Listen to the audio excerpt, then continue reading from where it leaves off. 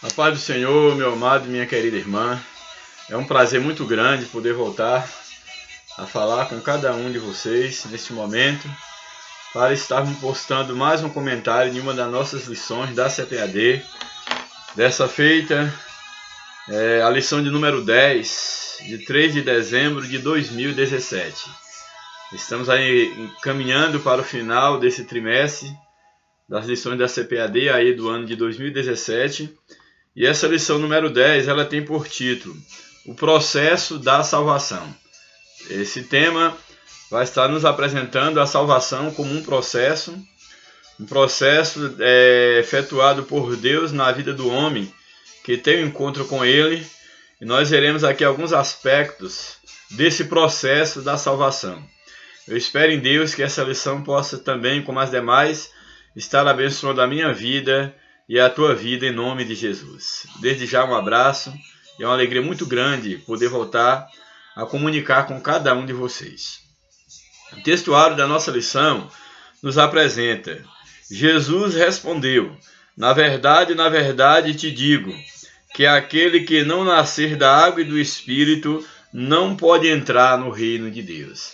Temos aqui um episódio, um texto que retrata um episódio quando do encontro de Jesus com Nicodemos, ou de Nicodemos com Jesus, quando eles começam então ali a entrar num diálogo. E naquele momento, no contexto desse texto aqui, Nicodemos ele traça um elogio a Jesus enquanto mestre, e dentro daquele contexto, Nicodemos certamente esperava que a conversa com Jesus pudesse ganhar um rumo, porém Jesus ele surpreende Nicodemos quando ele apresenta a Nicodemos esse argumento, quando apresenta a Nicodemos algo que até então ele ainda não havia se deparado, que é exatamente esse texto. Jesus respondeu: na verdade te digo, que aquele que não nascer da água e do Espírito não pode entrar no reino de Deus. É interessante observar que antes Jesus já havia dito para Nicodemos, nesse diálogo, quando iniciou esse diálogo, que era necessário ele nascer de novo. E ao ser levado a essa reflexão da necessidade de nascer de novo, Nicodemos ele não entendia aquilo que Jesus estava dizendo. E então Jesus vem com essa explicação, que era necessário ele nascer da água e do Espírito. Nicodemos, que até então não compreendia como se dava esse nascimento, pensava na impossibilidade de um homem voltar a entrar no ventre da mãe para nascer uma segunda vez. E Jesus então passa para Nicodemos, aquele religioso, aquele mestre que não entendia das coisas espirituais, que o nascimento do qual ele estava falando não era o nascimento da carne, mas era o nascimento do Espírito. E como se dava esse nascimento? Era exatamente o nascimento da água e do Espírito. Nascer da água, à luz da Bíblia, é nascer da palavra de Deus, é um nascimento gerado pelo poder da palavra de Deus. E do Espírito, nascer do Espírito, é exatamente porque é o Espírito Santo quem opera o novo nascimento na vida do homem. Portanto, era isso que Jesus estava levando Nicodemos ao entendimento.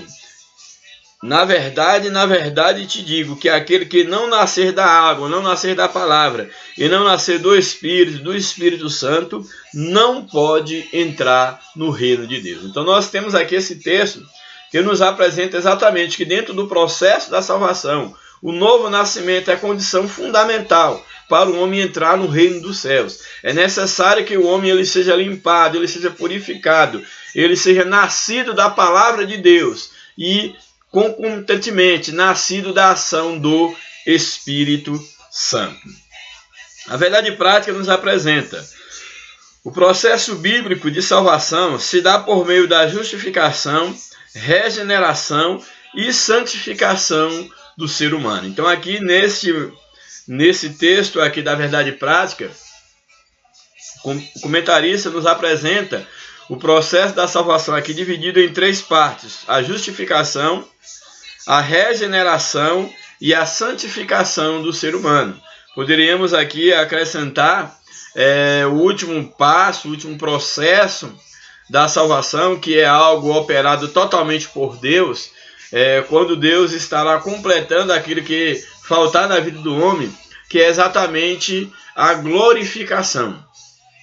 Então nós sabemos que a glorificação, à luz da palavra de Deus, é o último processo da salvação. Primeiro, como a lição nos apresenta, a justificação, a regeneração, a santificação e, por fim, a glorificação, que é uma obra operada totalmente por Deus, quando o nosso corpo corrupto será revestido da incorruptibilidade e nosso corpo, em nós, aquilo que é mortal, será revestido da imortalidade. Então, o corrupto será revestido da incorruptibilidade e o mortal será revestido da imortalidade. Isso se dará na nossa vitória final, quando da vinda de Jesus para buscar a sua igreja. Portanto, a verdade prática nos apresenta esses 3 passos do processo da salvação. Primeiro é a justificação, ou seja, o homem ele precisa ser justificado em Cristo Jesus para que ele possa experimentar em Cristo o processo da regeneração e da santificação. É claro que esses processos eles vão sendo operados em conjunto para que o homem possa estar sendo trabalhado por Deus, para voltar-se para Deus do lugar ou lugar onde Deus quer que ele esteja. A leitura bíblica em classe está no livro de João, capítulo 3, versos 1 até o verso 7. Nos diz assim o primeiro verso aí do capítulo 3 de João, que vai estar exatamente retratando aí o encontro de Nicodemos com Jesus. E havia entre os fariseus um homem chamado Nicodemos, príncipe dos judeus. Aqui eu chamo a tua atenção para esse primeiro verso, porque aqui nos apresenta que havia entre os fariseus. Os fariseus era aí uma seita aqui desse contexto aqui histórico aí do tempo de Jesus, que eram homens considerados como os homens mais religiosos da sociedade judaica, como os homens, humanamente falando, os mais santos entre aspas. Então esses homens eles eram considerados o grupo de pessoas religiosos de uma alta moral, que faziam esmolas, que zelavam pelo cumprimento da lei, eram pessoas muito esclarecidas, que tinham um vasto, um profundo conhecimento da lei judaica, da lei de Deus. Então o que nós temos aqui é que aqui o texto nos apresenta que havia entre os fariseus o seguinte, esse grupo religioso, esse grupo de sábios, de intelectuais no campo religioso, havia entre eles, entre os fariseus, um homem por nome de Nicodemos. E esse Nicodemos, ele era um príncipe dos judeus. Então ele não era apenas um judeu, ele era um fariseu, e não era apenas um fariseu qualquer. Ele era um príncipe dos judeus. Por isso, portanto, era um judeu, um fariseu e um príncipe dos judeus. Ou seja, alguém que detinha um poder de liderança, um poder de comando, alguém que detinha um conhecimento elevado sobre os demais fariseus, inclusive. Era de fato um mestre, um doutor da lei. Então foi esse tipo de pessoa que veio ao encontro de Jesus. Então Nicodemos era um fariseu, era um judeu, era um fariseu, era um príncipe dos judeus, portanto um homem de alto conhecimento, um homem de um bom poder aquisitivo, que gozava de um bom conceito dentro da sociedade judaica. Aí o verso de número 2 nos diz o seguinte: e este quem? Nicodemos, esse príncipe, esse fariseu, e este foi ter de noite com Jesus. E esse foi ter de noite com Jesus. No outro vídeo já falei um pouco sobre isso. Há muitas suposições, conjecturas quanto ao fato de Nicodemos ter ido procurar Jesus à noite. São muitas as leituras. Alguém pode, por exemplo, fazer a leitura de que, por ser uma pessoa, quem sabe, ocupada, foi procurar, Nicodemos procura Jesus à noite, devido às suas ocupações, e existem N leituras, mas a leitura que geralmente mais se propaga é que Nicodemos, por ser um príncipe dos judeus, por ser um fariseu, por ser uma pessoa de destaque, ele quis procurar Jesus no momento, na hora da noite, que era um momento quando a multidão não estava por perto, seria um momento mais discreto, que ele queria ter esse momento discreto com Jesus, e há leituras que vai bem mais além do que isso, é que dizem, segundo algumas leituras, que o fato de Nicodemos ter procurado Jesus à noite é que ele não queria se expor. Ele não queria se expor para a multidão, para as demais pessoas, que ele, enquanto mestre, estava tendo um encontro com Jesus, alguém que era questionado e ridicularizado pelos fariseus, pelos chefes religiosos, e de repente Nicodemos está à plena luz do dia, sendo visto com Jesus, com aquele líder que trazia uma nova doutrina, seria vergonhoso para ele. Então ele procura às escondidas e ter com Jesus à noite. E certamente, nesse encontro à noite, ele não foi sozinho, e deve ter ido com pessoas que ele tinha ao seu serviço, sob a sua liderança, sob, aí, vamos dizer assim, a sua influência. Certamente ele pode ter ido com algumas pessoas ao encontro de Jesus. Então, independente das suposições, o certo é que Nicodemos procurou ir ter com Jesus à noite. Então vamos ver aí o diálogo de Jesus com Nicodemos. É interessante observar que partiu de Nicodemos a atitude, a decisão de ir ter com Jesus. Então, retomando o verso de número 2, nos diz o seguinte: e este foi ter de noite com Jesus e disse-lhe. Nicodemos diz então para Jesus: Rabi. Rabi quer dizer mestre. Rabi, bem sabemos que és mestre vindo de Deus, porque ninguém pode fazer esses sinais que tu fazes, se Deus não for com ele. Então nós temos aqui o testemunho de Nicodemos dizendo para Jesus, o chamando de mestre, o reconhecendo como mestre, mas só que Nicodemos, é interessante nós observarmos que ele, enquanto mestre, ele estava falando reconhecendo em Jesus um mestre, portanto falando de mestre para mestre. Porém é interessante observar que Nicodemos reconhece que Jesus não era um mestre qualquer. Ele não era um mestre assim como ele era e como eram os demais fariseus.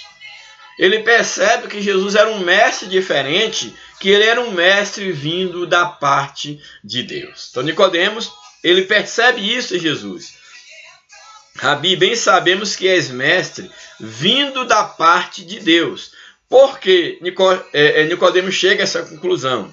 Porque ninguém pode fazer esses sinais que tu fazes se Deus não for com ele. Então Nicodemos, ele tinha consciência de que Jesus, ele era um mestre vindo da parte de Deus, e que a presença de Deus e que os sinais operados por meio do ministério de Jesus comprovavam de que Deus estava com ele. Portanto, ele era um mestre diferente. Agora é interessante nós observarmos que Jesus, ele não faz crescer o diálogo com Nicodemos no rumo que ele havia iniciado. Ou seja, Nicodemos, ele começa a traçar um diálogo com Jesus no campo aí do conhecimento, do reconhecimento de Jesus enquanto mestre. Esperava-se que Jesus também travasse um diálogo com Nicodemos, também, quem sabe, falando, elogiando Nicodemos, agradecendo pelos seus elogios, falando da sua identidade, Jesus enquanto mestre, da sua missão aqui na terra. Só que nós percebemos que o diálogo, ele não é conduzido para a direção que Nicodemos esperava, que aqueles ouvintes esperavam. Então, qual é a resposta de Jesus diante da indagação de Nicodemos? É interessante nós observarmos que não é nem que Nicodemos tenha feito uma pergunta. Na verdade, ele fez um elogio para Jesus como um início de conversa, para ter um meio de começar a dialogar com Jesus. E mesmo não tendo feito uma pergunta, mesmo não tendo dirigido no caso, a conversa para o rumo no qual a conversa foi direcionada, Jesus, então, ele responde a Nicodemos. Aqui o texto diz que Jesus respondeu e disse-lhe, olha, Nicodemos havia o chamado de mestre, reconhecendo que os sinais que ele fazia eram sinais vindo da parte de Deus. E aí o verso sequente, o verso número 3, nos diz o seguinte, e Jesus respondeu e disse-lhe. Mas Jesus respondeu a quê? Se Nicodemos de fato não fez uma pergunta direta a Jesus. São detalhes dentro do texto que nós podemos tirar lições profundas. Eu tenho para mim que Jesus, Nicodemos, mesmo não tendo feito uma pergunta direta a Jesus, Jesus ele está respondendo a Nicodemos, não a uma pergunta, já que essa não foi feita de uma forma direta, mas o que Jesus está respondendo aqui é exatamente respondendo a uma necessidade da alma de Nicodemos. Ou seja, a alma de Nicodemos buscava uma resposta. E Jesus conheceu muito bem, pelo dom do Espírito, que a alma de Nicodemos, que o fato do elogio de Nicodemos a Jesus era mais um pretexto para ele aproximar-se de Jesus e revelar o verdadeiro desejo da sua alma. E o que a alma de Nicodemos necessitava era exatamente de um novo nascimento, de uma nova vida, experimentar a vida de Deus na sua vida. Então, diante da necessidade da alma de Nicodemos, daquilo que há de mais profundo no ser humano, Jesus então antecipa e dá uma resposta para a alma de Nicodemos. Então Jesus aí no verso 3, ele diz o seguinte, Jesus respondeu e lhe disse, na verdade, e é interessante nós observarmos essa expressão, na verdade, toda vez que há uma repetição desse termo, o termo semelhante a esse na Bíblia, a repetição aqui da ideia da urgência, de algo inadiável, de algo necessário, de algo que não pode ser deixado de lado, algo importantíssimo, que é o peso da repetição na palavra. Então aí Jesus, então, ele diz para Nicodemo, olha, na verdade, te digo que aquele que não nascer de novo não pode ver o reino de Deus. E é interessante aqui nós observarmos que isso, quando Jesus ele diz isso para Nicodemos, a sua alma é impactada com essa afirmação de Jesus, mesmo porque Nicodemos ainda não havia no diálogo com Jesus amadurecido o diálogo para entender o contexto, a conversa de Jesus. Então Jesus, de súbito, ele pega Nicodemos, vamos dizer assim, de surpresa, e vai logo no ponto central da necessidade de Nicodemos, que é a necessidade do seu espírito, da sua alma. Então Jesus diz para ele, olha, na verdade te digo, que aquele que não nascer de novo, não pode ver o reino de Deus. Ou seja, Nicodemos agora é levado à reflexão de que ele precisava nascer de novo se ele quisesse ver ou entrar no reino de Deus. E Nicodemo, enquanto religioso, enquanto homem zeloso pela religião, ele se percebe agora totalmente desarmado. Ele se percebe agora sem uma resposta pronta. Jesus o coloca num terreno que ele não conhecia, que era o terreno do novo nascimento. E aí o verso 4 nos diz o seguinte, disse-lhe Nicodemos, como pode um homem nascer sendo velho? Então ele já era um homem, já de uma certa idade, já adulto. E ele pergunta então, mas como pode um homem nascer sendo velho? Porventura pode tornar a entrar no ventre de sua mãe e nascer? Olha, é interessante nós observarmos que a maneira embaraçada na qual Nicodemos se encontrava e a confusão que ele fez diante do questionamento de Jesus mostra a atitude de Nicodemo, a atitude do mestre, do fariseu, do mestre, do príncipe Nicodemo, do doutor Nicodemo.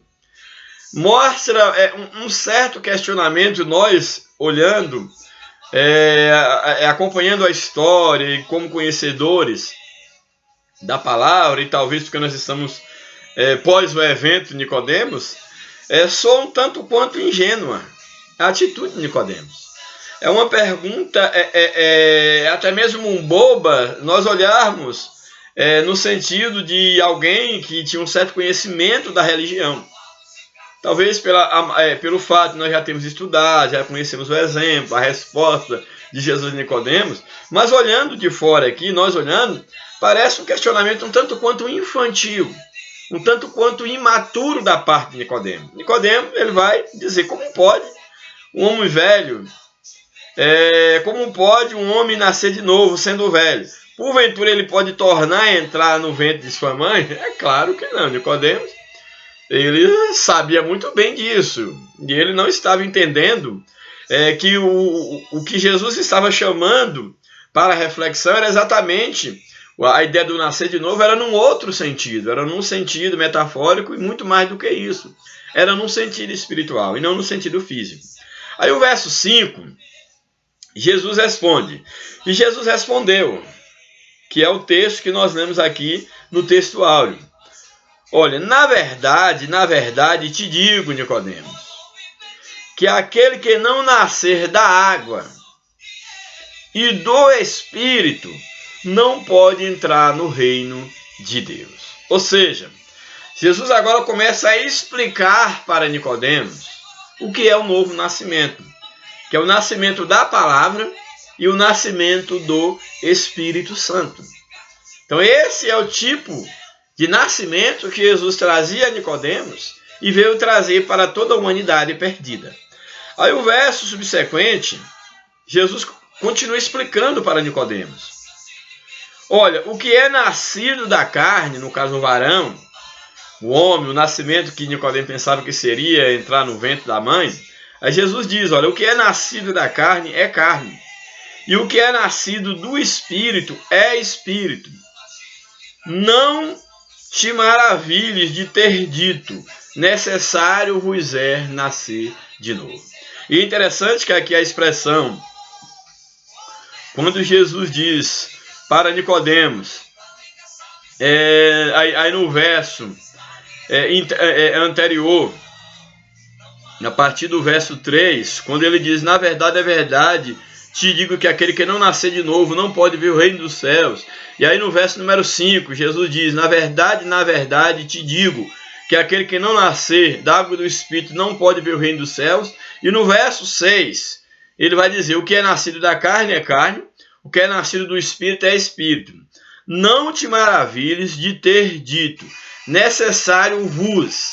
Aí a expressão vos, que dá a ideia de que Jesus estava falando para mais pessoas, provavelmente para os discípulos que estavam com ele, e quem sabe algumas pessoas, talvez, quem sabe alguns homens, amigos mais próximos, que tenham vindo com Nicodemo, já que ele era um príncipe, certamente tinha pessoas ao seu serviço.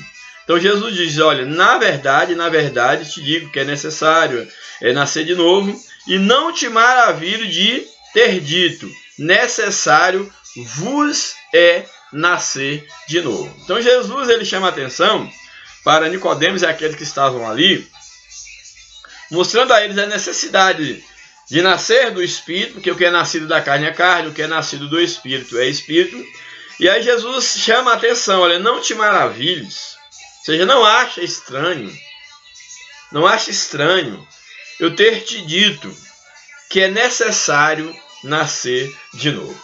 E aí no contexto, a lição aqui não traz, porque não é esse o foco aqui, o tema da lição especificamente falando, mas é claro o texto básico. Mas aí Jesus, ele então, nos outros versos, ele começa a explicar o novo nascimento para Nicodemo. Vai mostrar que o nascimento é como a ação, o nascer do Espírito e da palavra, é como a ação do vento, que não sabe de onde vem, nem para onde vai, mas pode sentir a ação do vento.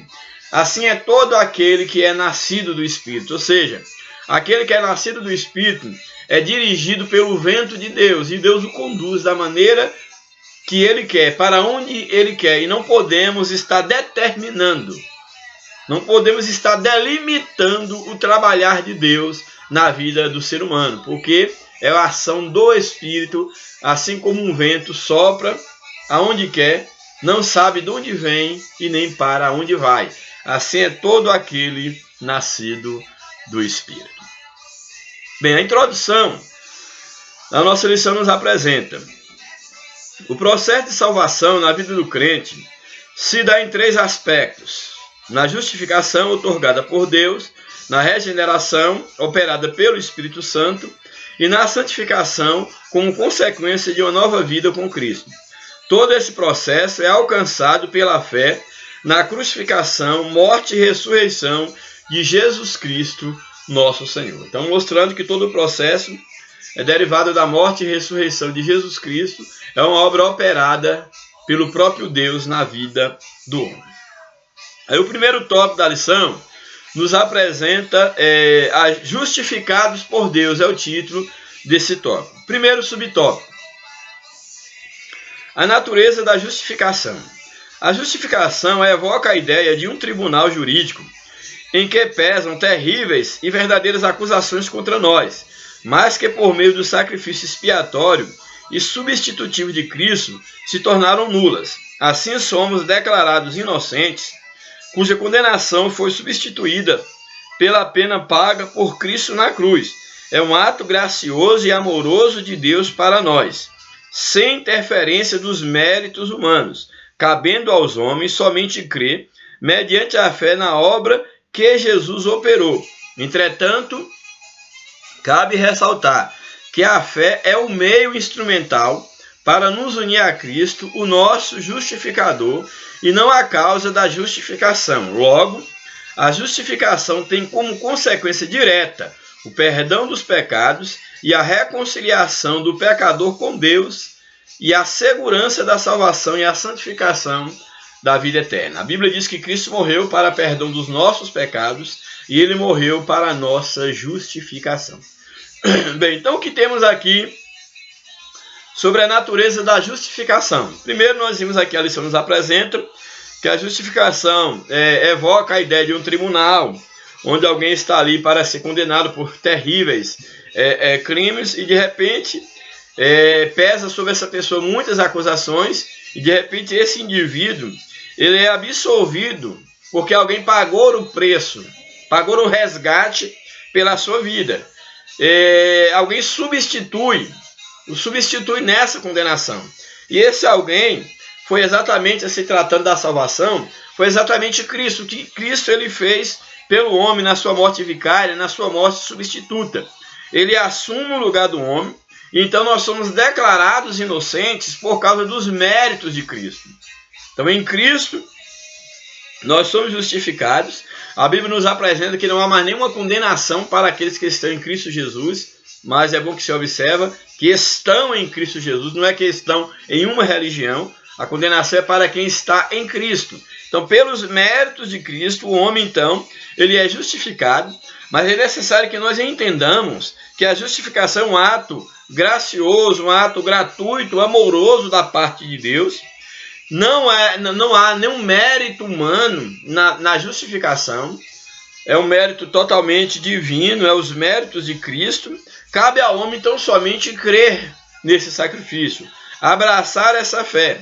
E é interessante nós observarmos que a lição também coloca de uma maneira muito clara, e o comentarista ele é muito feliz, quando ele nos apresenta que cabe, isso a cada um de nós, é necessário ressaltar que a fé é o meio, a fé é o meio instrumental, é um instrumento para nos unir a Cristo, o nosso justificador, e não a causa da justificação. Então nós não somos justificados, não é a nossa fé que nos justifica. Nós somos salvos pela fé mediante a graça. Porém, temos que entender que a fé é apenas um meio que nos leva a Cristo, pois Cristo é a razão, Cristo é a base, Cristo é a causa da nossa justificação. Então quando nós falamos que somos justificados pela fé no sacrifício de Cristo. Então a fé é apenas um meio de nos levar a Cristo, e através do sacrifício de Cristo, da nossa união com Cristo, é que nós somos justificados. Portanto, o mérito é de Cristo. Cristo é a causa da nossa justificação. Isso é muito interessante para nós não acharmos que nós é que nos justificamos. Eu tive fé em Deus e eu fui justificado na fé, a fé pela fé, porque eu creio. Na verdade, a fé é apenas o instrumento que nos leva até Cristo. Na verdade, toda a obra da salvação, ela é operada por Deus, operada por Cristo, e compete ao homem apenas se abrir a esta obra, querer ser trabalhado por Deus, ir até Deus, para que ele, em Cristo Jesus, ele possa ser justificado. Subtópico 2. A necessidade, nós vimos então que é a justificação, que é uma obra de Cristo, é Cristo tomar o lugar, é Cristo pagar o preço, é Cristo oferecer-se enquanto sacrifício, substituto pelo pecador, colocando o homem na posição de justo. Porque na verdade ele não é justo, ele fica na posição de justo. Eu diria que Deus em Cristo nos coloca na posição de justo, para que através do processo da santificação, de fato, nos tornemos dia após dia justos, santos diante de Deus. Subtópico 2. A necessidade da justificação. A necessidade da justificação é para que nos encontremos justos e santos diante de Deus, a fim de que sejamos participantes das bênçãos da salvação e para que o diabo não acuse o crente dos pecados que Cristo perdoou. Nesse sentido, a pessoa justificada está livre de condenação e é herdeira da vida eterna, sendo como resultado prático a paz com Deus. Então aqui, nesse subtópico, nos mostra exatamente a necessidade da justificação. Por que o homem precisa ser justificado? Exatamente aqui é apresentado que nós precisamos ser justificados exatamente para nos encontrarmos justos e santos diante de Deus, a fim de que não sejamos, a fim de que possamos participar das bênçãos espirituais, do mundo espiritual, das bênçãos de Deus e que emanam também no mundo material, mas principalmente no mundo espiritual. Então nós precisamos nos tornar justos, ou sermos justificados, para nos tornarmos justos diante de Deus, santos diante da sua presença, a fim de participarmos das bênçãos da salvação, daquilo que Deus preparou para o homem, que é o que há de mais importante, que são as bênçãos da salvação, e para que também nós não sejamos acusados pelo diabo. Por quê? Porque nós sabemos que nós pecamos contra Deus. O diabo, nosso adversário, ele está nos acusando constantemente, e nós precisamos ser justificados para que o diabo ele não tenha poder para estar nos acusando dos nossos pecados que nós praticamos e ainda continuamos praticando, mas que em Cristo nós obtemos o poder para vencer o pecado. E a justificação é exatamente para que o diabo não nos condene diante de Deus, para que quando o diabo ele vier nos acusar diante de Deus, nós tenhamos lá um advogado, nós tenhamos lá alguém que morreu por nós, que substituiu, que tomou o nosso lugar para que nós não morrêssemos, porque Cristo, ele morreu por nós. Então a justificação, a necessidade da justificação, exatamente para podermos estar diante de Deus com uma vida santa, uma vida para Deus, desfrutarmos das bênçãos da salvação e para não sermos condenados por Satanás pelos pecados que nós havíamos cometido quando vivíamos na vida de pecado. Estamos livres para Deus, estamos livres do pecado e assim também desfrutarmos do resultado prático da justificação, que é exatamente a paz com Deus. Aí, a Bíblia no livro de Romanos, capítulo 5, verso 1, diz o seguinte: sendo, pois, justificados pela fé. A fé é o meio, como já falei, o meio que somos justificados em Cristo, agora pela fé, porque a fé é o instrumento que nos leva a Cristo, que é o justificador. Portanto, sendo, pois, justificados pela fé, temos paz com Deus, por nosso Senhor Jesus. Jesus Cristo é o meio, é o elo que nos leva de volta para Deus. Então, sendo justificados, pela fé, temos paz com Deus, porque o homem havia afastado-se de Deus, o homem havia se tornado inimigo de Deus por causa do pecado. Então agora, pela fé no sacrifício de Cristo, nós somos justificados, passamos a ter paz com Deus por meio de nosso Senhor Jesus Cristo. Então Cristo é a ponte, Cristo é o nosso justificador, e em Cristo o homem pode voltar a ter comunhão com Deus. Louvado seja o nome de Jesus para sempre. Então aí nós vimos o segundo tópico, e agora nós vamos aí, o segundo subtópico, vamos agora para o terceiro subtópico desse primeiro tópico. O terceiro subtópico nos apresenta a impossibilidade da autojustificação. Esse é um tópico muito importante, porque esse tópico vem nos ensinar que é impossível o homem se justificar, se auto-justificar diante de Deus. Não há como o homem se auto-justificar. Jó, por exemplo, ele reconheceu isso. E ele diz, como poderá o homem se justificar diante de Deus? E olha que Jó era um homem do qual Deus havia dado testemunho. Um homem reto, íntegro, temente a Deus, se desviava do mal. Porém, num dado momento, no ápice da luta, da provação de Jó, quando ele achou que poderia esboçar algum mérito diante de Deus, quando Deus o chama ao questionamento, Jó se humilha no pó e na cinza e reconhece que o homem não é justo, que o homem não pode se justificar diante de Deus. Bem, então, esse terceiro subtópico nos apresenta a impossibilidade da justificação, da autojustificação, melhor dizendo. Os que reconhecem a necessidade de justificação são alcançados por ela. Então a justificação é para aqueles que reconhecem e buscam em Cristo perdão dos pecados, a justificação. Para ilustrar essa realidade espiritual, o Senhor Jesus ensinou sobre a justificação, apresentando a história de um fariseu que se justificava orgulhosamente por evitar certos pecados, mas não alcançou a justificação, enquanto o publicano, que reconhecia a sua miséria diante de Deus, teve os seus pecados perdoados e a sua vida justificada. Nós vamos ler esse texto, que é um texto bastante interessante, que nos fala exatamente da impossibilidade do homem se auto-justificar. Nesse aspecto, a justificação não se refere ao esforço humano por pureza ou santidade, mas ao estado de retidão diante de Deus, por meio de Jesus Cristo, o justo que morreu, tomando sobre si todas as acusações contra nós. Por isso, quando Deus nos olha, após nos tornarmos em nova criação, ainda mesmo com os nossos defeitos e falhas, em Cristo, nos enxerga sem pecados. Assim, o pecador é justificado pela graça de Deus somente, jamais por méritos pessoais. Louvado seja o nome de Jesus para sempre. Então, o que nós temos aqui?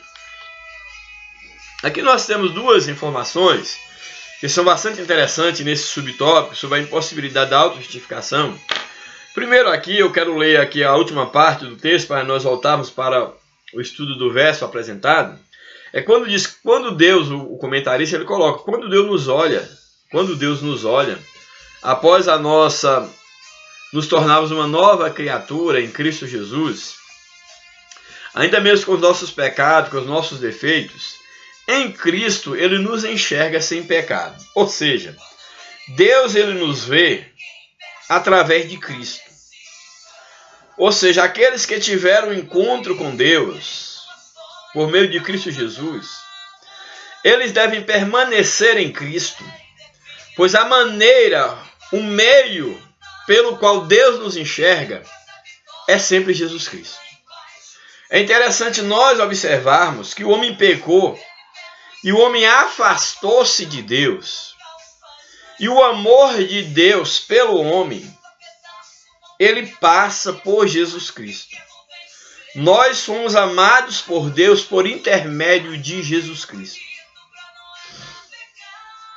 O homem ele não pode, em absoluto, ele não pode relacionar-se com Deus diretamente, porque ele tornou-se inimigo de Deus.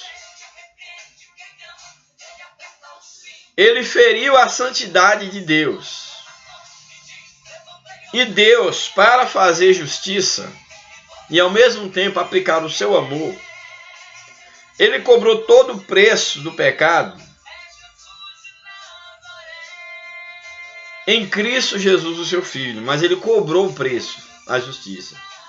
Mas Jesus é ao mesmo tempo a justiça e o amor de Deus. Então todos aqueles que se voltam para Cristo, eles estão sendo abraçados por Deus em Cristo Jesus. Porém, nós temos que entender que a nossa paz com Deus, como nós vimos no texto que nós lemos, é através de Cristo Jesus. Então, ou seja, Deus, ele só pode enxergar o homem. Deus, ele só pode relacionar-se com o homem novamente através do seu Filho Jesus Cristo. Deus, ele nos enxerga como justos, como santos, se nós estivermos em Cristo. Então jamais o homem ele pode justificar-se diante de Deus se ele não passar ou não estar no caminho da cruz, não passar ou não estar em Cristo. Eu sempre costumo dizer que Jesus, é claro, é um sentido metafórico, que Jesus é o óculos pelo qual Deus nos enxerga. Então, sempre quando Deus ele nos vê, primeiro ele vê o sacrifício de Cristo. Então, aquelas pessoas que desfrutam de uma comunhão com Deus, aquelas pessoas que retornaram para Deus, que foram adotados na família de Deus, elas só podem relacionar-se com Deus, elas só podem ser vistas por Deus, elas só podem voltar a ter paz com Deus através de Jesus Cristo. Então Deus nos enxerga santo, Deus nos enxerga justo, Deus nos enxerga seus filhos através do seu Filho Jesus Cristo. Então essa observação ela é muito interessante, que nós estamos mostrando aqui dentro desse subtópico a impossibilidade da autojustificação. Então o homem ele precisa estar em Cristo para ele poder ser enxergado como justo, como digno do Reino dos Céus, através de Jesus Cristo, para ele se enxergue diante de Deus. Há um outro texto muito interessante, ou há um texto muito interessante que aí o comentário nos apresenta, sobre a impossibilidade da autojustificação, que está no livro de Lucas, uma passagem muito conhecida, no capítulo de número 18, verso 9 ao 14, que vai nos contar aí uma parábola que Jesus ele retrata, e toda a parábola a gente sabe que a parábola são lições que Jesus trazia no mundo espiritual daquilo que de fato acontece no mundo espiritual, no mundo entre as pessoas, são lições, são verdades que Jesus aplica por meio de parábola, dessa figura de linguagem. Então nós temos aí em Lucas 18, do verso 9 ao verso 14, temos então a parábola do fariseu e do publicano. Lembra que nós falamos que Nicodemos era um fariseu e um príncipe. Que nós temos agora a diferença desse fariseu aqui é que Nicodemos ele reconheceu a necessidade de buscar a Jesus. E esse fariseu aqui dessa história, dessa parábola, ele se auto-justificava. E é impossível o homem se justificar, se auto-justificar diante de Deus. Bem, ele tentava se auto-justificar, o fariseu, dessa história. Mas é claro que não se justificou diante de Deus. Bem, então Lucas 18, verso 9. E disse também, no caso de Jesus, essa parábola a uns que confiavam em si mesmos. Então essa mensagem aqui que Jesus está transmitindo era exatamente, principalmente para um grupo de fariseus. Que, como eu havia dito, eram aqueles que tinham um alto conceito de si mesmos e eram considerados pela sociedade como a nata da religião. Como a nata da religião judaica. Então Jesus estava dirigindo exatamente a esse grupo de pessoas que tinham um alto conceito de si mesmo. E eu chamo a tua atenção que uma das estratégias de Satanás é fazer com que o homem tenha um alto conceito de si mesmo. Eu tenho para mim que o homem ele não pode, por exemplo, ter a sua autoestima lá embaixo. Ele não pode se desvalorizar, ele tem que se autovalorizar sim. Agora, é muito cuidado quando a pessoa ela tem um alto conceito de si mesma, a ponto de não enxergar de fato a realidade de quem a pessoa é. Tanto na vida secular, quanto na vida espiritual, na vida religiosa. Uma das armas de Satanás, e que ele tem ganhado muito espaço para afastar o homem de Deus, e para que o homem não experimente uma verdadeira transformação por Cristo, é o alto conceito de si mesmo. É achar que por seus méritos, ele relaciona-se com Deus, ele pode relacionar-se com Deus por seus próprios méritos. Nós sabemos que há muitos aí que acham, pensam, que tem uma intimidade com Deus tão grande, que tem uma certa liberdade, uma certa autonomia, um certo poder no mundo espiritual, que inclusive pode até estar determinando o que Deus tem que fazer na sua vida, na vida dos seus liderados, daqueles os quais ele manipula.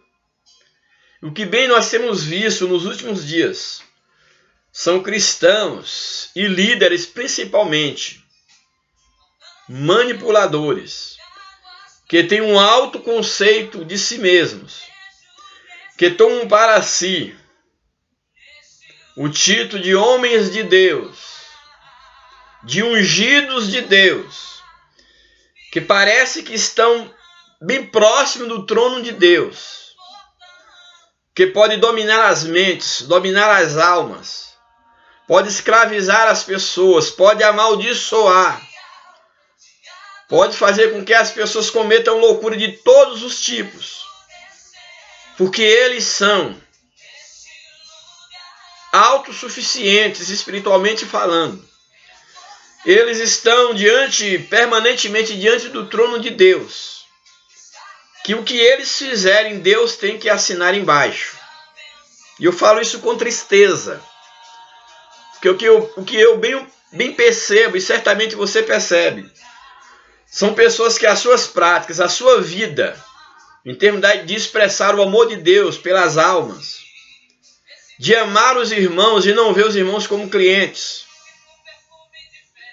de amar os crentes, de amar as pessoas sobre a qual eles exercem uma liderança, de tratá-los como alma, de tratá-los como pessoas às quais ele deve servir e não ser servido por elas. Infelizmente, muito dessa liderança tem um alto conceito de si mesmo, colocado por Satanás. E esses líderes, eles não percebem que estão tentando se auto-justificarem diante de Deus. Eles não percebem que estão tomando o lugar de Deus, que não expressam mais amor, não expressa mais serviço na obra de Deus, que estão sendo servidos pelas pessoas, pelos bens das pessoas. E aí se valem da pretensa autoridade que dizem ter recebido de Deus, que são ungidos de Deus, de que ninguém pode tocar nos ungidos de Deus, mas que a sua vida prática não revela nada de Deus, não revela que de fato aprenderam de Jesus, que veio para servir, não para ser servido. Um Jesus que, além de se despir da sua glória, ele se rebaixou ao ponto de lavar os pés dos seus discípulos, para mostrar que ele veio para servir e não para ser servido. E o que mais me chama a atenção é que Jesus, enquanto homem, ele viveu uma vida na total dependência de Deus. Em momento algum, Jesus ele usava, ele utilizava, ele se portava como alguém que tinha um autoconceito, uma autossuficiência, independente do Pai. Não. Em todos os momentos, Jesus viveu na dependência de Deus. Então, um dos projetos de Satanás, e ele tem ganhado muito espaço com isso, é colocado na mente de muitos crentes, e principalmente de muitas lideranças, e não são poucas, pois elas têm um alto conceito de si mesmas. São líderes, e você que está me ouvindo, pastor, professor de escola dominical, seminarista, futuros pastores, tenham muito cuidado. São pessoas que querem aconselhar sempre, mas nunca se deixam aconselhar. Nunca se deixam serem repreendidas, porque se acham que estão acima. Quem é o teu conselheiro? A quem você para ouvir? Você para ouvir alguém? Ou alguém que levanta para te ajudar, para te auxiliar, para te doutrinar, para te disciplinar? Alguém usado por Deus para te ensinar a liderar, para te ensinar a agir. Será que quando alguém colocado por Deus no teu caminho para te orientar, será que essa pessoa tem liberdade de te aconselhar à luz da Bíblia? Ou essa pessoa é vista como uma inimiga tua? Você passa a tê-la como inimiga, como ameaça. E você ignora, você evita, você anula esta pessoa. Porque nós sabemos que Deus, Ele é o único Senhor da obra.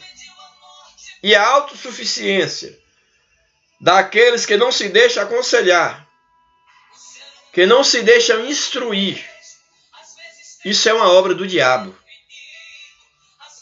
Nós sabemos que, infelizmente, com as devidas exceções, muitas lideranças, elas querem ensinar.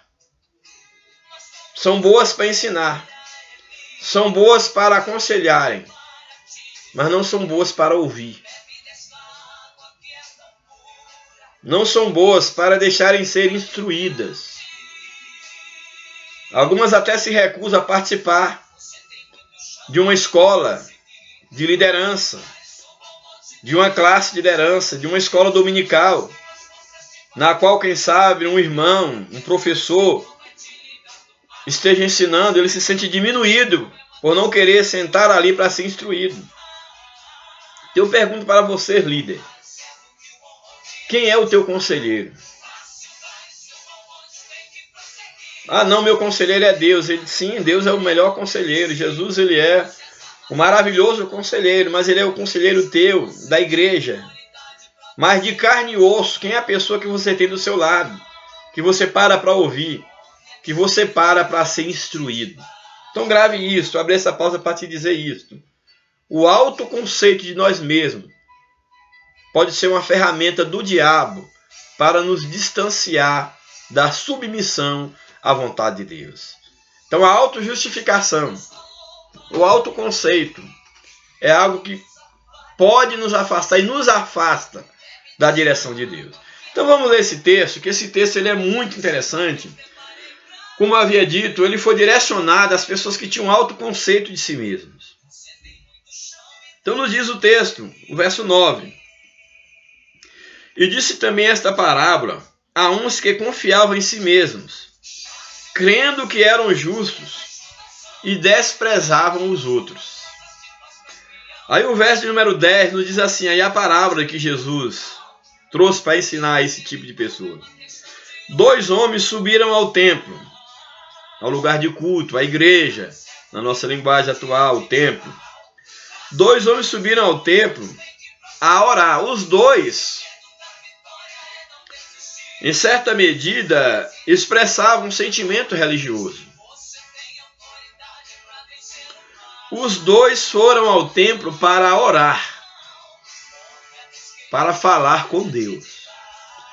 E aí a sequência do texto nos apresenta: um era fariseu, que, como eu já havia dito, era considerado os homens mais dignos, os religiosos, a nata da religião.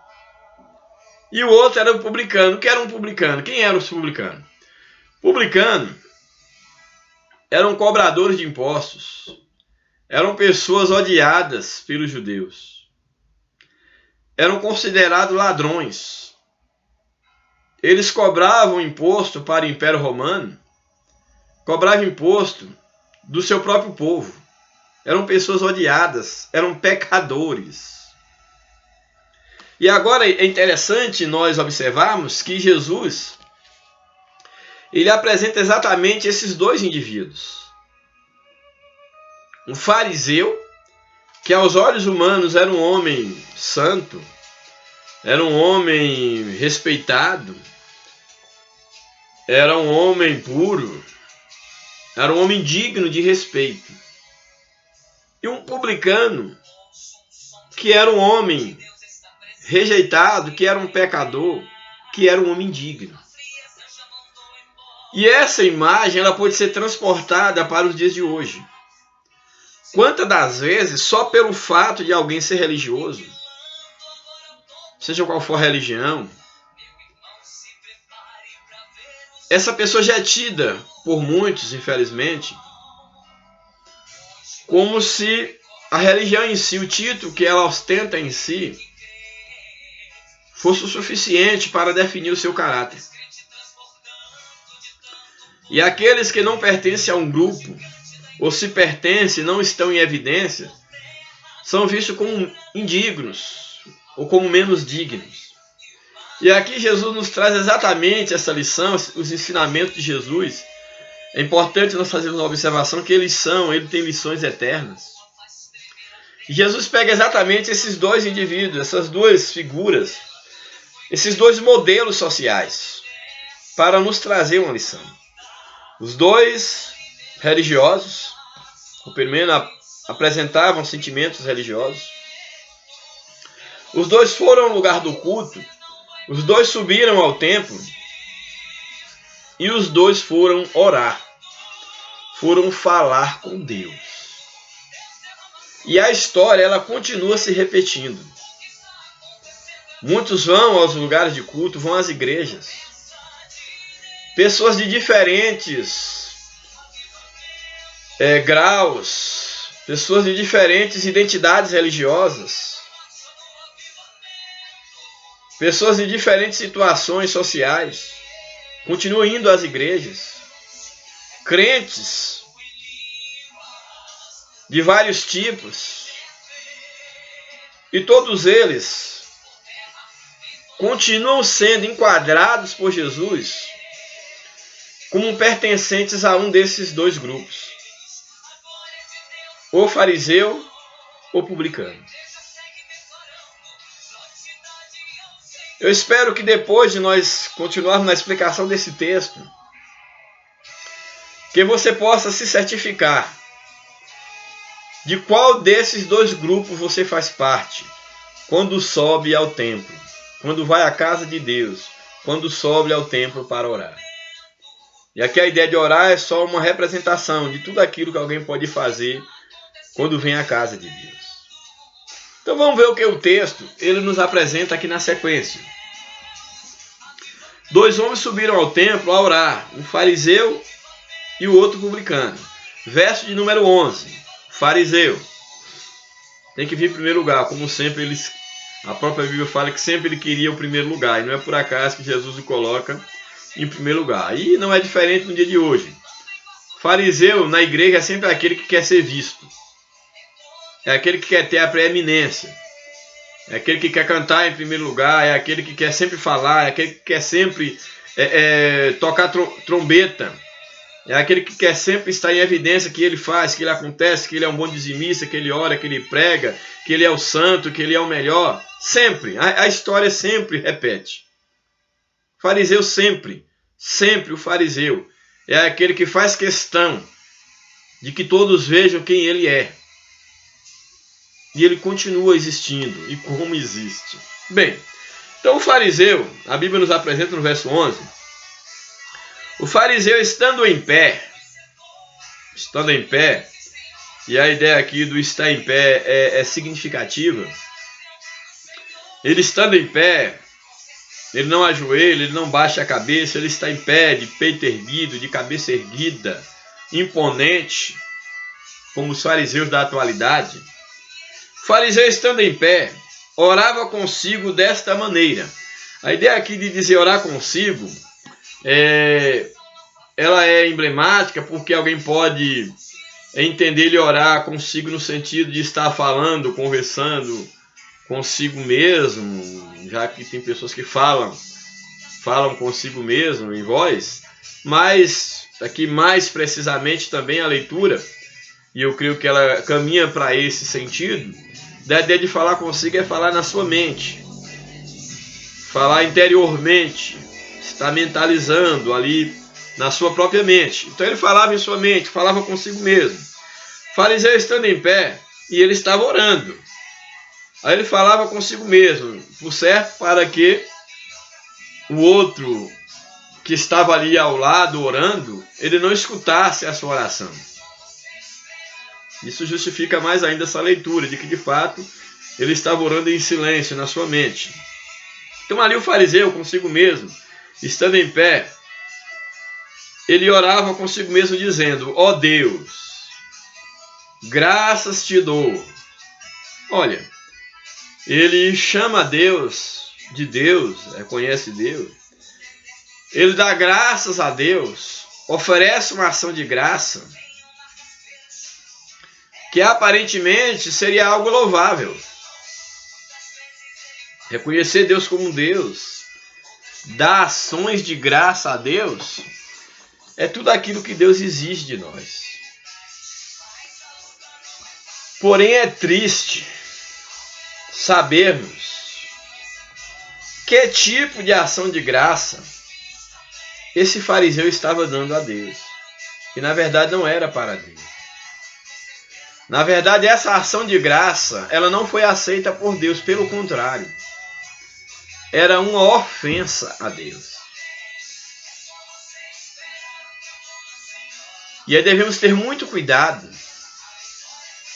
por aquilo que nós estamos agradecendo a Deus. Por exemplo, se alguém que está do seu lado, que é diferente de você, que te prejudicava ou não, fracassou na vida, você não pode agradecer a Deus por isso. Você não pode se alegrar pela miséria do outro. Porque a ação de graça que esse fariseu estava dando era exatamente pela miséria do seu companheiro de oração, podemos dizer assim. Então, na verdade, cada palavra do fariseu, mesmo que internamente sendo maquinada ali na sua mente, consigo mesmo, era uma afronta a Deus. Então, olha o que ele diz. Ó Deus, graças te dou, porque não sou como os demais homens, ou seja, eu sou o melhor. Olha, Deus, eu sou o melhor. Em relação aos demais homens, eu sou o melhor homem. É um dos melhores homens que está aqui diante de ti. Era isso que ele estava dizendo para Deus. Eu estou acima da média dos demais homens. Olha, Deus, não sou como os demais homens. Aí começa a apontar o pecado dos homens. Roubadores, injustos, adúlteros. E aí, ele ainda diz assim: e nem ainda como este publicano, que estava no mesmo templo que ele estava. Que era o publicano. Era alguém que colhia impostos. era um desonesto, era considerado um ladrão. Então nós temos aqui que o fariseu, ele já chega diante de Deus, apresentando as suas credenciais, como se ele estivesse dizendo: olha Deus, você tem que me aceitar, porque aqui estão as minhas credenciais. Eu tenho mérito. E porque eu tenho mérito, o Senhor é obrigado a me aceitar. Porque eu não sou como os demais homens, roubadores, injustos. Eu não sou como eles. E nem sou como esse pecador aí, ó, que está no templo, como esse publicano. Isso é tão significativo, porque nós sabemos que muitos têm tentado mostrar suas credenciais humanas diante de Deus, como se isso lhes desse direito de ter um tratamento diferenciado, ou de serem justificados diante de Deus, e de que Deus tem a obrigação de aceitá-los. Por exemplo, existem pessoas que quando exercem ou galgam algum prestígio na sociedade, eles não querem mais serem chamados por fulano de tal, por exemplo. É necessário que chame senhor fulano de tal, doutor fulano de tal, etc. Isso não é diferente dentro do âmbito do Evangelho. Vamos a uma situação hipotética. Você conheceu, ou conhece, ou conhecia, há um tempo atrás, o irmão Marcos. É um exemplo hipotético. Aí de repente o irmão Marcos, ele prospera, e lá por meios lícitos e ilícitos, ele cresce no Evangelho. Quando eu digo meios lícitos e ilícitos, é porque nós sabemos que hoje há uma banalização do ministério, há uma banalização da consagração, e hoje o pecado da simonia está sendo praticado abertamente.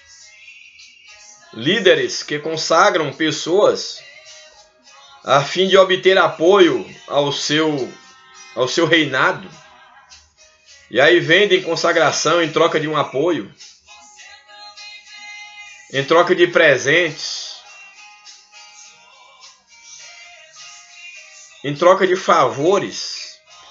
Isso está aí de uma forma escancarada, que infelizmente, com as devidas exceções, muitas das consagrações da atualidade, elas não valem nada diante de Deus, não tem nenhum valor, nenhum.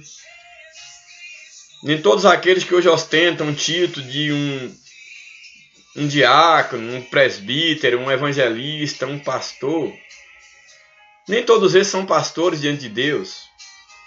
Nem todos eles foram chamados por Deus. Eles usaram de todo meio, desculpa a expressão, o puxa-saquismo,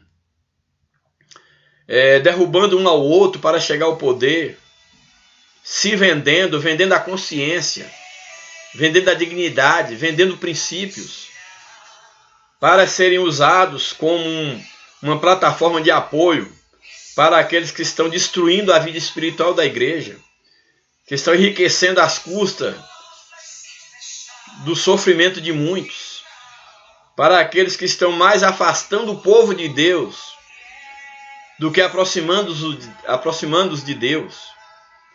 Então, infelizmente, nós sabemos que muitos desses que antes, voltando ao exemplo lá do irmão Marcos, que é só um exemplo hipotético, o irmão Marcos, por exemplo, ele vai e atinge um posto. Quando ele começa a atingir um posto, ele já começa a querer ter um tratamento diferente. Se antes você o chamava de Marcos, agora ele quer que você o chame de diácono Marcos. Se é presbítero Marcos. Pastor Marcos. Evangelista Marcos. E assim por diante. Como se o título ele fosse mais importante do que a pessoa. Como se o título diácono, presbítero, pastor, evangelista, etc., ele validasse o nome, o caráter, a distinção. E nós sabemos hoje que existem pessoas que se isso tanto no campo, enquanto pastor, cantores, que parece que o nome já é cantor e depois o sobrenome é o nome. Parece que o nome é pastor e o sobrenome é o seu segundo nome. Ou não, o nome de fato é o seu segundo nome. É como se, no caso hipotético, o pastor Marcos, o nome fosse pastor, e Marcos fosse apenas um complemento do nome. Não estou dizendo que não se deva respeitar, honrar a quem de fato merece honra, se é que merece honra. Mas o que eu estou colocando é que muitos hoje, eles fazem questão de serem chamados de doutor, serem chamados de mestres, serem chamados de pastores, porque querem ostentar um título, como se esse título desse a eles condição de serem justificados diante de Deus. Mas o que mais me interessa na palavra de Deus é que diante de Deus, no livro da vida, não vai lá estar escrito o nome Pastor Marcos. Lá, é claro, teremos um novo nome, mas dentro do nosso entendimento estará escrito lá o nome Marcos. Todos os seus títulos, todas as suas credenciais, isso não pode servir de uma carteirada diante de Deus. Esse fariseu aqui da história, da parábola, ele estava agindo como alguém, por exemplo, suponhamos que alguém seja um militar e ele quer entrar em determinado show e lá ele faz o que comumente é conhecido como dar uma carteirada. Eu sou fulano de tal, sabe quem eu sou fulano de tal. Ou em um outro momento, numa situação que ele quer tirar proveito, ele dá uma carteirada para ser beneficiado. Quando o fariseu aqui, ele apresenta as suas credenciais diante de Deus, é como se ele estivesse dando uma carteirada diante de Deus. Olha, Deus, eu não sou qualquer pessoa. Eu sou fariseu. Eu tenho que ter um tratamento diferenciado. Espero que você entenda o que eu estou falando. Então, você líder, tenha muito cuidado com a ostentação do seu título. No reino de Deus, só há lugar para servo. O único Senhor é Jesus Cristo. E aquele que não vive para servir, espiritualmente não serve para viver. Então reflita na tua posição e se coloque no teu lugar de servo, para que você não seja rejeitado. E quantos serão rejeitados? Quantos estão em evidência? Ostenta o título de ungido de homem de Deus. Muitos começaram bem, tiveram um verdadeiro chamado da parte de Deus para o ministério, mas decaíram da graça, decaíram da vontade de Deus. E quando eu digo decair da graça, não é cair na prostituição, não. Não só isso, também isso. Mas muitos já se afastaram da direção de Deus, da direção do Espírito. E já fazem da obra de Deus um comércio. E aí tem adquirido súditos. Tem trazido para se cercado de pessoas que sustentam o seu cetro, o seu séquito. tem se cercado de pessoas que dê sustentação ao seu governo ilegítimo diante de Deus, que já foram rejeitados por Deus, mas continuam se auto-justificando diante de Deus. Então voltemos aqui ao episódio relatado por Jesus. Então o fariseu, ele diz: não sou como os demais homens roubadores, injustos e adúlteros, nem ainda como este publicano. Aí o verso de número 12. Jejum 2 vezes na semana, o fariseu dizendo: jejuo 2 vezes na semana e dou os dízimos de tudo quanto possuo. Ou seja, sou justo. Só estou aqui mesmo para bater o ponto e que o Senhor reconheça que quem está aqui não é qualquer pessoa. Era isso que ele estava falando com suas atitudes diante de Deus. Aí o verso de número 13 vem a oração do publicano. Oração curta, mas significativa. Verso 13. O publicano, porém, estando em pé de longe. Quando o texto aqui nos apresenta de longe de onde? De quê? Dá-nos a entender que o fariseu, ele aproximou o máximo, quem sabe, do altar, do lugar de mais privilégio, ali dentro do templo. Porque nos diz aqui que o publicano, porém estando em pé de longe, ele nem ousou aproximar do altar. Ele nem aproximou querer encarar Deus, simbolicamente aqui falando, tomando o altar como um símbolo do lugar da presença de Deus. Ele não se achou digno disso. Enquanto o fariseu, na sua ousadia, já quis os primeiros lugares, como a Bíblia nos recomenda, para não fazermos como os fariseus, como aqueles que querem sempre os primeiros lugares nos eventos. Que é melhor estar no último lugar e ser convidado para estar à frente, do que estar à frente e depois ser retirado, porque aí não é o seu lugar. Como vai acontecer com muitos na vinda de Cristo. Estão querendo os primeiros lugares, mas na verdade eles nem têm lugar no reino de Deus. Então nos diz o texto que o publicano, porém, estando em pé de longe, nem ainda queria levantar os olhos aos céus, nem levantar a cabeça, envergonhado, sentindo-se indigno, como de fato ele o era, como de fato todos nós o somos. Nós não merecemos nada da parte de Deus.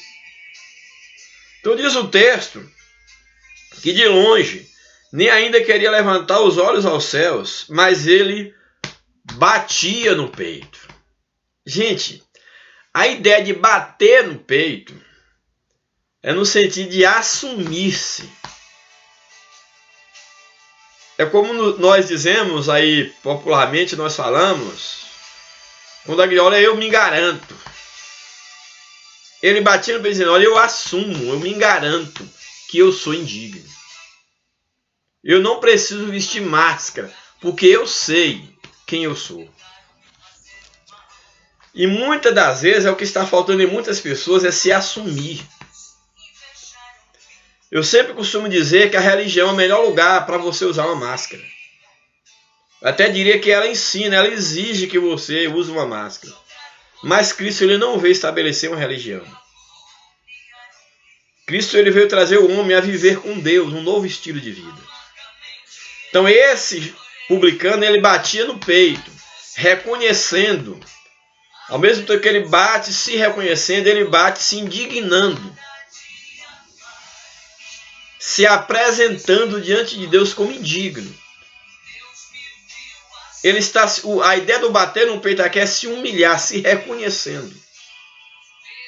Então diz o texto que ele de longe batia no peito dizendo, ó Deus, olha que interessante, ó Deus, tem misericórdia de mim, pecador.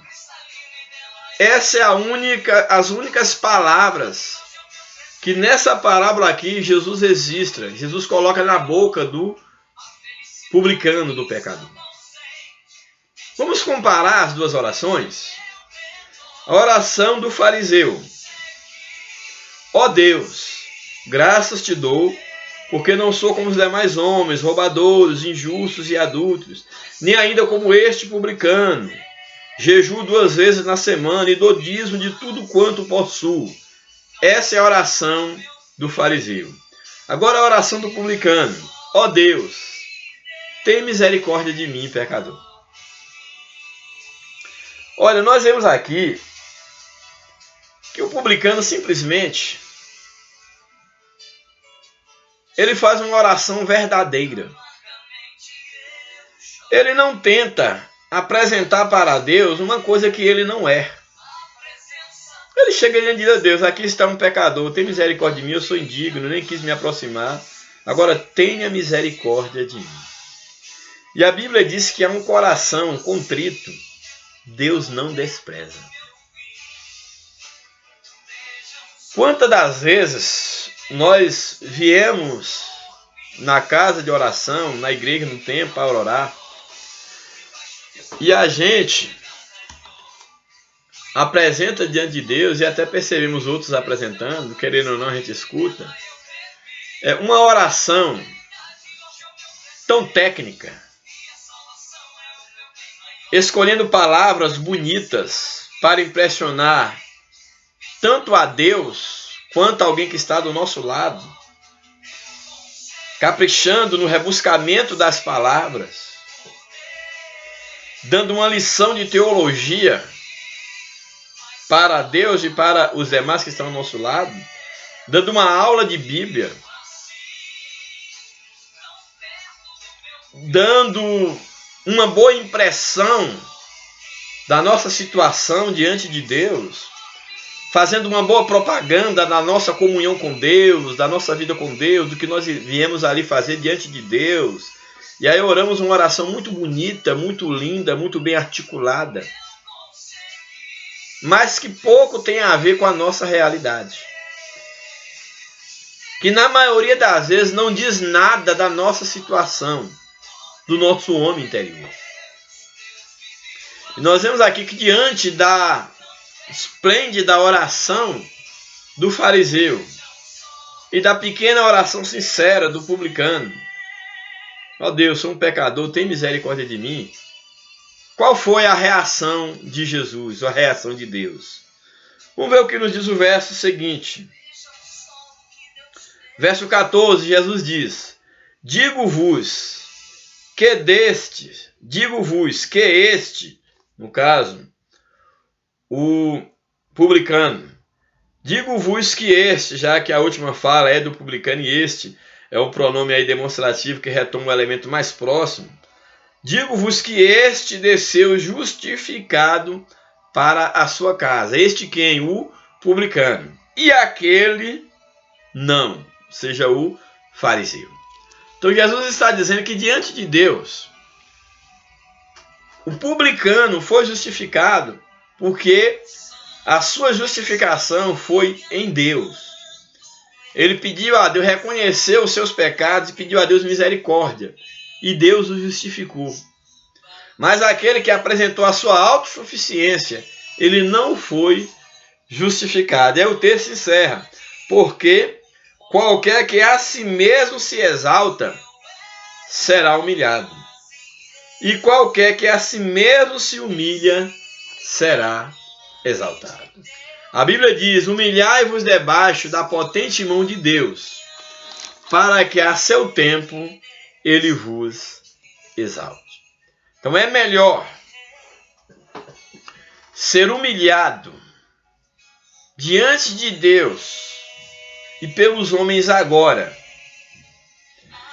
e ser exaltado por Cristo, por Deus na sua vinda, do que se exaltar agora, se auto-justificar agora, ser até exaltado pelos homens, mas ser humilhado, rejeitado por Cristo na sua vinda. Grave isso no teu coração, em nome de Jesus. Bem, então nós vimos aí esse terceiro subtópico que nos fala sobre a impossibilidade da auto-justificação.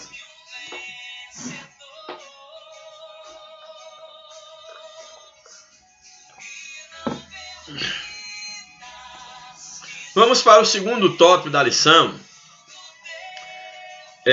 que tem como título Regenerados pelo Espírito Santo. Então, nós falamos da justificação, vamos falar um pouco agora da regeneração, que é um outro aspecto aí da salvação, desse processo de salvação. A natureza da regeneração, o primeiro subtópico. Regeneração é a ação divina de criar um novo homem, dando-lhe um novo coração, transformando-o em nova criatura, tornando-o filho de Deus e fazendo-o passar da morte para a vida. Aqui é importante distinguir regeneração da conversão. A conversão, é a resposta humana à regeneração no processo da salvação, que é voltar-se a regeneração é voltar, no caso a conversão, que é esse aspecto de uma resposta à regeneração, é voltar-se inteiramente para Deus. Então, o que é a regeneração? Que é bom a gente separar os termos. Em primeiro lugar, aqui quanto à regeneração, o comentarista está colocando que regeneração é um novo nascimento. E que é importante distinguir regeneração de conversão. Ou seja, conversão é a resposta que o homem dá à regeneração. Então o homem dá uma resposta à regeneração de que forma? No processo da salvação, quando o homem ele começa a experimentar a regeneração, ele vai dar uma resposta a esse ato de ser regenerado por meio da conversão. Que é o quê? O que é convergir? Conversão é voltar-se inteiramente para Deus. Então conversão é voltar-se para Deus, enquanto que a regeneração é um milagre operado por Deus na natureza do homem, um fenômeno incompreensível à mente natural. Então o homem, ao experimentar, ao ser levado ao processo da regeneração, ao ser lhe oferecido, ou ao ser colocado no processo da regeneração, ele dá uma resposta à regeneração por meio exatamente da conversão, ou seja, no ato de voltar-se para Deus para ser regenerado. E a regeneração é um ato operado, é um processo operado por Deus, é um milagre que Deus opera na vida do homem. Logo, Deus é o operador dessa transformação, fazendo com que a pessoa, outrora apática para as coisas divinas, agora se encontre em plena vitalidade para com as coisas espirituais. Então, o que é regeneração? A regeneração é uma geração de novo. Então, ser regenerado é ser agora gerado novamente. Só que agora é gerado pelo Espírito Santo. Então, é Deus quem opera no homem a regeneração, o novo nascimento. Então, daí a necessidade do homem ser regenerado. Então, a regeneração, a natureza da regeneração é que ela é um novo nascimento. Essa é a sua natureza. É uma obra operada por Deus, transformando o homem em uma nova criatura, criado espiritualmente por Deus e para Deus. Isto é a regeneração. A necessidade da regeneração. Para fazermos parte do reino de Deus, é preciso nos tornar nova criatura e nascermos do Espírito Santo. Como Jesus diz, aquele que não nascer de novo não pode ver o reino de Deus. Então, qual é a necessidade da regeneração? Porque nós morremos nos nossos pecados. Para voltarmos a desfrutar da paz com Deus, nós temos que ser novas criaturas, nós temos que nascer de novo para poder viver novamente para Deus. Daí a necessidade da regeneração, que é essa obra operada por Deus, para nós agora sermos uma nova criatura, nascida de novo, vivificada para Deus. O Espírito Santo faz brotar em nosso coração essa nova vida espiritual, uma nova vida, uma vida abundante, exatamente porque agora nós experimentamos a vida de Deus. Então o Espírito Santo faz brotar entusiasmo espiritual e vida abundante. Onde outrora havia morte, ofensa e pecado, agora passa a ter vida. É o agir do Espírito Santo pela palavra de Deus, que é aquele que não nascer da água e do Espírito, lembrando, a água é a palavra, e o Espírito é o Espírito de Deus, é o Espírito Santo. Então é o agir do Espírito pela palavra que faz germinar a vida no coração do salvo. Ou seja, novo nascimento, a necessidade é porque o homem precisa de uma nova vida e essa nova vida só Deus, só Cristo pode operar. Consequências da regeneração. É possível verificar se somos regenerados por meio de algumas mudanças que passam a fazer parte do nosso viver. Isso aqui é muito interessante. Como saber se de fato eu estou sendo regenerado? Se de fato alguém experimentou a nova vida em Cristo? Algumas manifestações, algumas mudanças são necessárias, devem ser percebidas. Dentre elas temos um amor intenso a Deus. Quem nasceu de novo tem que amar a Deus. Tem que amar estar na presença de Deus. Tem que amar a sua palavra. Tem que amar as coisas de Deus. É impossível alguém que nasceu de novo, que rejeita, por exemplo, a palavra de Deus, que rejeita estar em comunhão com Deus, rejeita buscar a presença de Deus, seja por meio da oração, da leitura da palavra. Então, aquele que de fato nasceu de novo, aquele que foi regenerado, ele tem um amor intenso a Deus, amor pelos irmãos. Eu não posso ser nascido de novo e odiar o meu irmão. Então, o amor ao irmão é uma rejeição às coisas mundanas, não ter prazer no pecado, mesmo que está sujeito ao pecado, mas não ter prazer nas coisas mundanas, no pecado. Amor à palavra de Deus. Alguém que ama a Deus tem que amar a sua voz. Como é que eu digo que ama alguém e não suporto ouvir a voz de alguém? Isso é impossível. Então, amor à palavra de Deus, amor pelas almas perdidas, ter compaixão por aqueles que estão perdidos, faz parte de uma mente regenerada. Amor ao perdido, desejo de estar em comunhão com Deus, o desejo, o anelo da presença de Deus deve fazer parte de um coração regenerado. E aí eu e você temos que nos espelhar nisso, nos certificar o quanto nós precisamos crescer nesses requisitos. Desejo de estar em comunhão com Deus, de adorá-lo, adoração só a Deus. Vitória sobre o pecado, o desejo de vencer o pecado, vencer a carnalidade, as práticas contrárias ao Evangelho de Cristo, desejo pelo conhecimento da vontade de Deus, conheçamos e prossigamos em conhecer a Deus, deve ser esse o desejo do nascido de novo, do regenerado. Testemunho interior do Espírito Santo, testemunho do Espírito Santo, atestando a nossa filiação com Deus. Um intenso interesse na prática da justiça, não tolerar a injustiça, são elementos que devem apresentar aqueles que de fato foram regenerados. Claro, agora tem uma observação aqui que eu acho bastante interessante aqui do comentarista. Claro que não somos perfeitos e que muitas vezes nos deparamos com a impossibilidade de manifestar essas mudanças o tempo todo. Mas, substancialmente, elas estão presentes na regeneração da pessoa. Ou seja, não quer dizer que essas características nós apresentamos o tempo todo, nós temos que crescer nisso. Eu sempre costumo dizer que ninguém é espiritual o tempo todo. Não. Se você vê uma pessoa que ela tenta demonstrar que a vida toda ela é sempre espiritual, no sentido de estar sempre totalmente ligada ao trono de Deus, não, há momentos que na verdade a nossa velha natureza ela aparece. Mesmo porque nós estamos sendo transformados de glória em glória.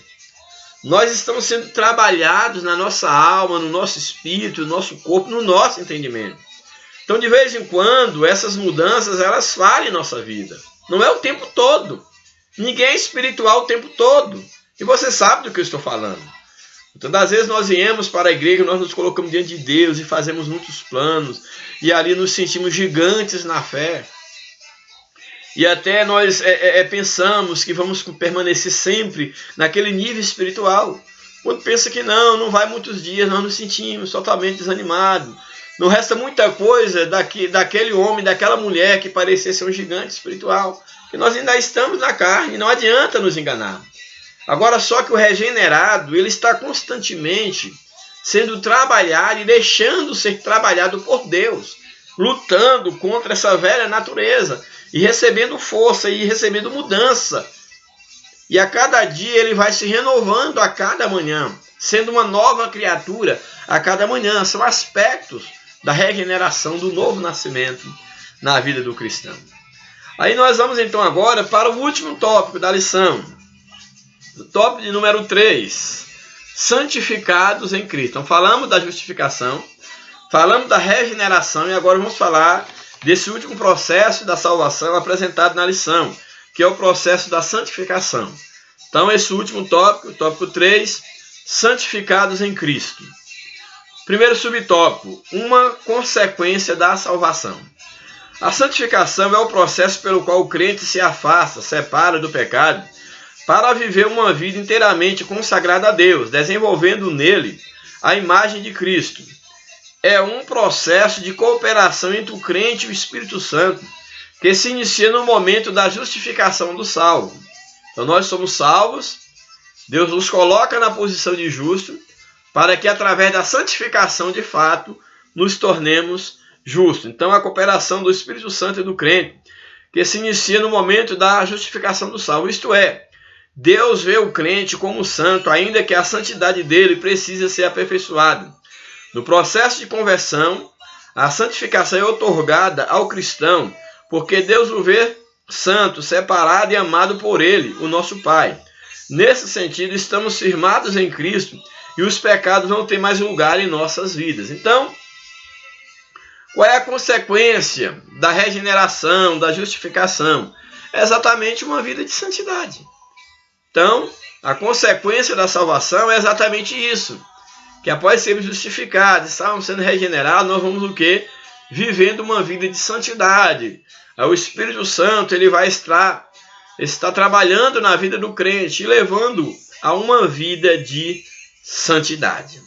Segundo subtópico, esforço pessoal. As Escrituras revelam que devemos almejar e priorizar a santificação. Hebreus capítulo 12, verso 14 nos diz: segui a paz com todos e a santificação, sem a qual ninguém verá o Senhor. A ideia de seguir é que deve acompanhar o dia a dia do cristão, a paz com todos e a busca pela santificação. Porque sem santidade ninguém verá o Senhor. Lembrando que santidade é uma obra do Espírito Santo constantemente na vida do crente. Então as Escrituras revelam que devemos almejar e priorizar a santificação, como já falei, sem a qual ninguém verá o Senhor. Pois a nossa natureza pecaminosa insiste em resistir a esse processo. O pecado nos impede. A nossa natureza não quer que nós sejamos santos. Por isso que nós temos que insistir em buscar uma vida de santidade. Porque a luta é ferrenha. A luta é contra a carne. A luta contra... não é contra a carne, é contra o principado. E a luta contra a nossa carne, no sentido do pecado, ela é constante. Devemos a cada dia vencer o nosso homem interior. Devemos vencer a nossa carne, o pecado que opera em nossa carne. Deus anela pela santificação dos seus filhos, por causa do capricho divino. Deus anela pela santificação dos seus filhos, não por causa, ou não por capricho divino. Não por capricho divino, dizendo melhor. Mas porque o pecado nos fere de morte. E o nosso Pai de amor não quer ver os seus filhos feridos, mortos no pecado, pois isso contraria a sua natureza amorosa. O pecado separa o homem de Deus.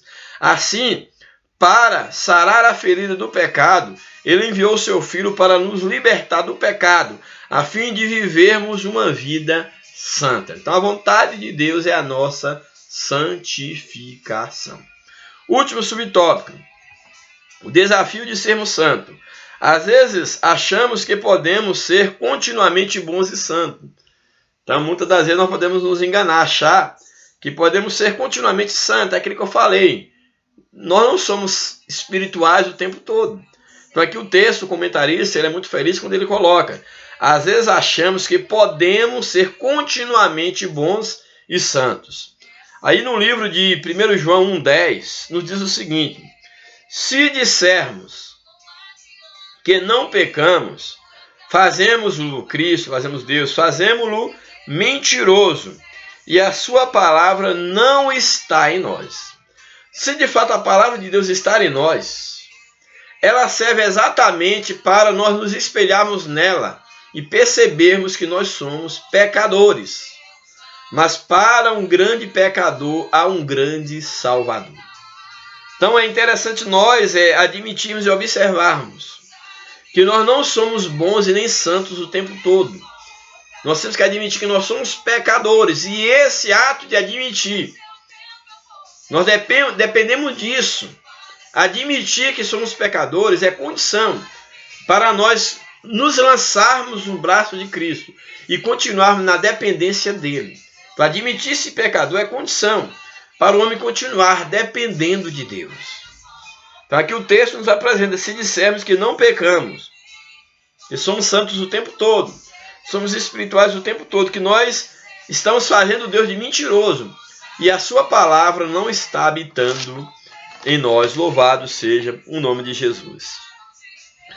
Aí, continuando, pois a nossa natureza pecaminosa insiste em resistir esse processo. Deus anela pela santificação dos seus filhos, como nós lemos no tópico anterior. Aí, nesse último tópico aqui, o comentarista continua. Na verdade, a nossa meta deve ser essa, mas não podemos deixar de reconhecer que somos simultaneamente justos e pecadores. Então, a nossa meta é ser santo, ou seja, em Cristo, Deus nos vê absolutamente santo. No entanto, em relação à nossa natureza inclinada ao pecado, nossa santificação sofre reveses. Chega de vez em quando nós estamos decaindo.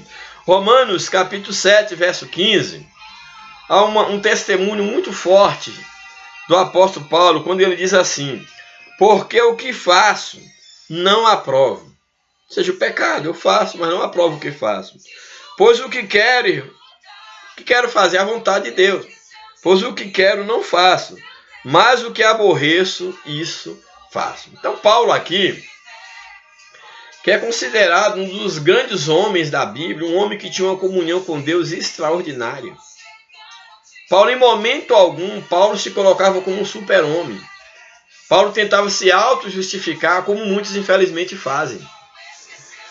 Paulo, em momento algum, ele se colocava diante da igreja como sendo o melhor crente. Pelo contrário, Paulo sempre dizia que ele era o maior dos pecadores. Ele, enquanto apóstolo, ele não se orgulhava. Eu não sou o melhor apóstolo, ele dizia que ele era um abortivo. Então, Paulo, ele sempre se portava humildemente diante do Senhor. E ele reconhecia que mesmo sendo Paulo, mesmo sendo um homem chamado por Deus, que teve um encontro com Deus, Paulo, ele reconhecia-se pecador.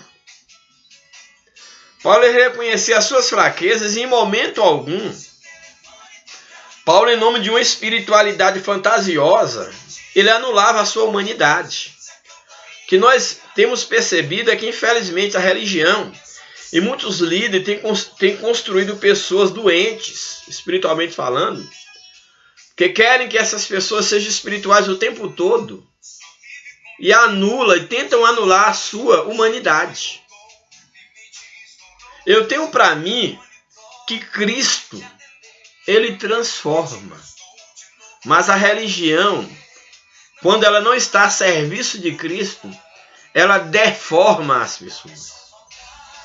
Então, o que tem de líderes, de movimentos religiosos que têm deformado as pessoas, que têm construído indivíduos doentes, espiritualmente falando.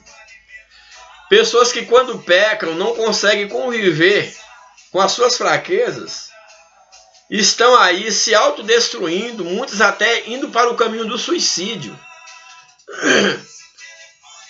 Porque elas são ensinadas que uma vez que elas receberam a Cristo, elas viraram crente ou estão na religião, que elas não vão pecar mais, que agora é só santidade, só vitória e vitória, é só vida com Deus, é só o céu, só o mundo espiritual. Gente, isso não é verdade. Por mais crente que você seja, por mais homem e mulher de Deus que você seja, há momentos de fraqueza na sua vida. Quando eu digo fraqueza, não é só aquelas fraquezas de lançar a mão do pecado, da prostituição, do roubo, da mentira, não. Há momentos que espiritualmente o nosso mundo interior está desmoronado. Que nós não temos motivação para orar, motivação para servir a Deus, para ir à igreja, para fazer nada na vida espiritual. Há momentos que o nosso desejo já está em casa. Nosso desejo de muitos, quem sabe, é voltar para o mundo da prostituição. São os pensamentos malignos, a masturbação, pensamento lascívio, o pecado, ele aflora na nossa mente. E nós temos que ter cuidado para pedir forças a Deus, para não deixarmos ser vencidos por esses sentimentos, mas que se porventura esse sentimento for mais forte em nós, que nós reconheçamos que há um Deus maior, que é um Deus que Ele está pronto a nos ajudar nas nossas fraquezas, que nós não somos super-homens. O fato de nos tornarmos cristãos não nos torna super-homens, que estamos acima do pecado, que nunca mais vamos pecar, nunca mais vamos ter desejo de afastar-se de Deus, que a nossa mente não vai ser invadida por pensamentos nocivos. Não, gente. O apóstolo Paulo, voltando ao texto, esse homem de Deus, esse grande homem de Deus, um dos maiores apóstolos que nós temos na Bíblia, um homem grandemente usado por Deus, ele tinha os seus espinhos na carne. Tinha o seu espinho na carne. E aqui o apóstolo Paulo, ele nos ensina quando ele diz o seguinte, olha, porque o que faço, eu não aprovo, ou seja, eu sei que eu faço coisas que eu não aprovo porque o Espírito de Deus que está em mim não aprova.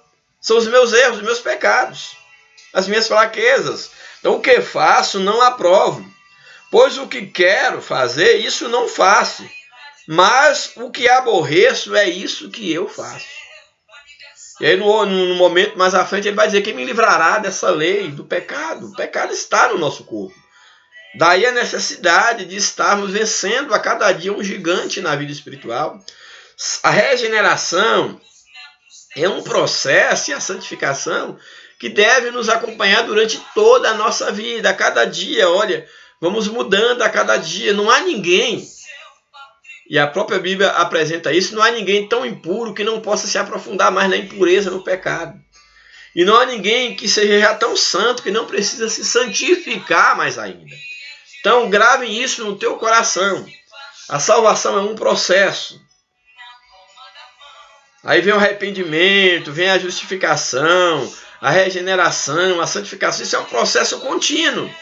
Até que no último dia, Cristo há de completar em nós aquilo que faltou por meio da transformação do nosso corpo, por meio da glorificação do nosso homem interior, da nossa vida como um todo. Então é muito interessante nós observarmos isso. Por isso é exigido um esforço pessoal e dependência contínua do Espírito Santo para sermos santos. Conclusão. Convém que os crentes, como pessoas justificadas, regeneradas e santificadas, demonstrem ao mundo perdido, por meio das consequências positivas que esse processo de salvação traz sobre nossa vida, que somente Jesus pode salvar e transformar o pecador. Então é necessário que nós que fomos justificados em Cristo, que nós demonstremos por meio da nossa vida, dos aspectos desse processo de salvação na nossa vida, que nós vamos demonstrar o poder de Deus, para que o mundo perceba que somente Jesus Cristo é capaz de salvar o pecador. Então, que Deus nos abençoe, que o Espírito de Deus esteja falando profundamente ao teu coração, que você possa permanecer na presença de Deus, sendo trabalhado por Ele, vivendo esse processo de salvação, de arrependimento, de regeneração, de santificação, de uma vida com Deus, para que no último dia, para que no dia da vinda de Cristo você seja glorificado, para estar à semelhança de Cristo, vivendo com Ele eternamente no reino dos céus. Que Deus abençoe a sua vida, a vida da sua família, que Deus continue te abençoando, que você seja um fiel divulgador desse trabalho e que a bênção de Deus seja sobre a sua vida, que você a cada dia possa ter uma vida de vitória em vitória. Um abraço, um beijo no seu coração e a paz do Senhor, em nome de Jesus Cristo, bênção e mais bênção sobre a sua vida.